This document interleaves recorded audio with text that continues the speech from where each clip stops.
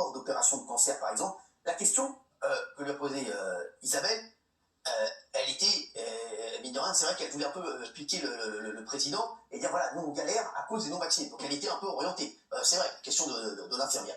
Et lui, donc, a eu cette phrase, voilà, il dit, alors je vous dis ce que vous venez de dire, c'est le meilleur argument en démocratie, le pire ennemi c'est le mensonge et la bêtise. Nous mettons une pression sur les non-vaccinés en limitant pour eux autant que possible l'accès aux activités de la vie sociale. D'ailleurs, la quasi-totalité des gens, plus de 90%, y ont adhéré. C'est une toute petite minorité réfractaire. Comment, celle-là, comment on l'a réduit? On l'a réduit, pardon de le dire comme ça, en l'emmerdant encore davantage. Je ne suis pas pour emmerder les Français. Je peste toute la journée contre l'administration quand elle les bloque. Et bien là, les non-vaccinés, j'ai très envie de les emmerder. Et on va continuer à le faire jusqu'au bout. C'est ça, la stratégie. Alors, c'est cette phrase qui est ressortie partout.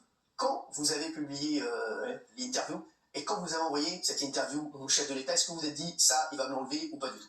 Déjà nous, alors le dispositif était particulier parce que quand il y a le protocole sanitaire, d'ordinaire un face au lecteur, vous en avez fait Cyril, c'est une grande table ovale ronde, et puis donc là il y a une interaction qui se fait quand même plus facilement que là où on était contraint par un certain nombre d'espaces entre différentes tables, et donc nous les journalistes, on était 5 journalistes du service politique, quand il a prononcé cette phrase, nous on s'est regardé, bien sûr, on s'est dit oula. Moi, je me serais dit, il va nous l'enlever, ça. Par contre, Isabelle et les autres panélistes, eux, n'ont pas réagi. C'est vrai, pas réagi. Et effectivement, l'Élysée n'a pas tiqué sur cette phrase, et je pense même qu'à l'heure où on se parle, ils ne sont pas mécontents de ce qu'ils ont fait. Alors justement, on va en parler justement, parce que ça, vous avez fait un coup incroyable avec cette phrase, tout le monde en a parlé.